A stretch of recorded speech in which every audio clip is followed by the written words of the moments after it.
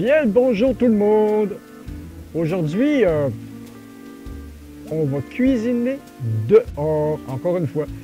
C'est la saison, on arrive à la fin de la saison du potager.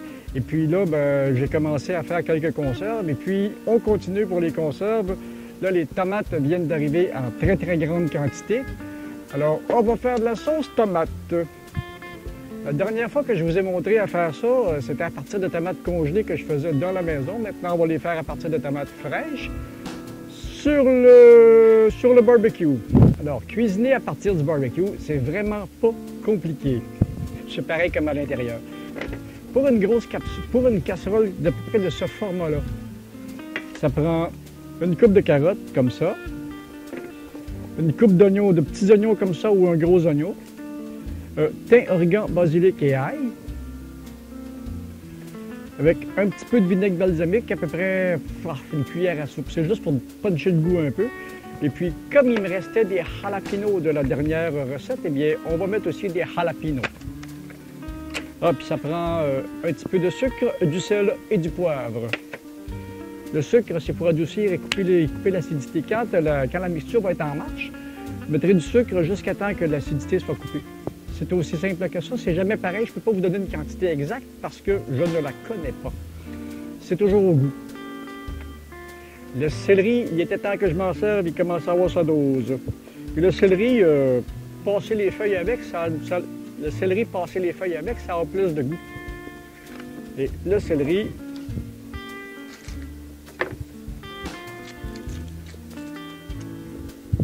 aussi, cassez-vous pas la tête avec les morceaux. Même des gros morceaux, ça va faire le travail. C'est vraiment génial de cuisiner dehors. Et puis, comme je dis souvent, comme la maison est climatisée, l'été, je ne veux pas cuisiner dans la maison. Pour climatiser la maison et puis la chauffer en même temps avec le poêle. J'avais oublié de partir la petite caméra. C'est pas grave. On a manqué quelques opérations. Alors, les opérations, c'était justement de faire le céleri à peu près avec des morceaux comme ça. De faire les oignons avec à peu près des morceaux comme ça. Même chose pour les carottes. Par un beau dimanche après-midi, un petit peu de jalapeno, tiens, on n'en mettra pas trop.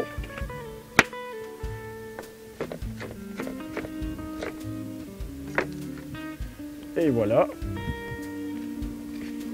Ça commence à être beau, ça, là. Et pour les tomates, c'est pareil. Comme elles ont été lavées, comme elles viennent du potager, et comme il n'y a pas de produits chimiques dessus, eh bien, allons-y gaiement. Jusqu'à ce que la casserole soit pleine. Et je l'ai fait avec la plure, tout là. C'est même pas nécessaire de les ébouillanter. Un petit récapitulatif. OK, c'est compliqué. Sur mes conserves lacto-fermentées, ça va très bien. Je vais en faire d'autres. C'est le fun de travailler du produit frais. Et il me reste encore d'autres tomates pour cuisiner ce soir. Et il est certain que l'année prochaine, le potager sera encore beaucoup plus grand. Pas pour avoir plus de matériel, mais pour avoir plus de variété. Et voilà, c'est tout. Bon, maintenant, une cuillère à soupe ou deux de balsamique pour cette quantité-là. Ça prend du sel, peut-être un petit peu plus. Mettons, le poivre. Je préfère du poivre en grain parce que, comme ça, j'ai le goût du poivre. Comme ça, j'ai le goût du poivre sans avoir le piquant. Fait qu'on peut dire quelques grains de poivre, un petit peu d'orégano, un petit peu de thym. J'avais des restes de feuilles de basilic de la dernière. D'habitude, je me sers à la fin, mais comme la cuisson ne durera qu'une quarantaine de minutes, elles ne perdront pas trop leur goût.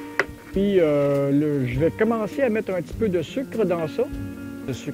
Et puis, Quand on met ça au chauffage, mettez à peu près une tasse de liquide pour que le processus puisse démarrer. Maintenant, on s'en va au barbecue pour mettre ça en marche. Alors, on est dans le barbecue. Ouvrir la valve, et comme mon barbecue n'est pas de toute première jeunesse,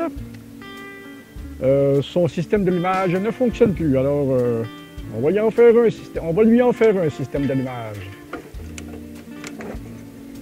Et quand vous faites ça, attention à vos sourcils. Et voilà, c'est parti. Il y a juste à laisser aller ça. Et puis, je vous reviens quand nous allons passer ça dans le mélangeur. Ça ne sera pas tellement long, ça prend à peu près 45 minutes. Et oui, la mixture est prête. On va passer ça au mélangeur. Maintenant que tout est cuit, il y a juste à moudre la mixture. Je vais aller chercher la casserole, elle est très chaude. C'est l'opération la plus simple.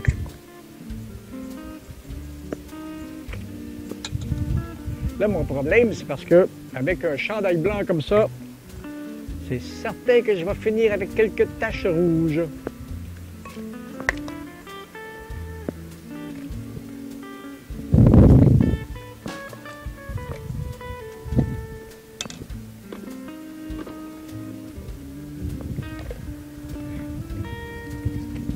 Et attention, ça va faire du bruit.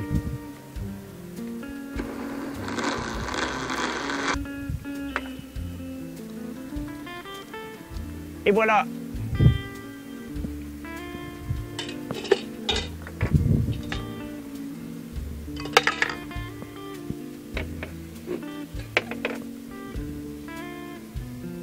Et voilà, c'est tout. Il n'y a plus qu'à congeler.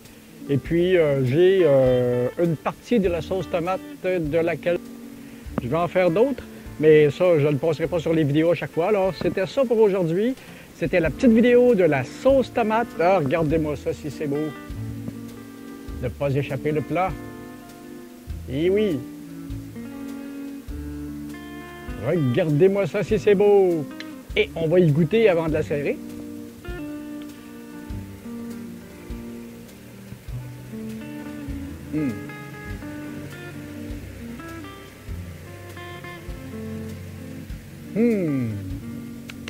Est un petit peu piquante. Ça va être bon. Le jalapeno fait effet.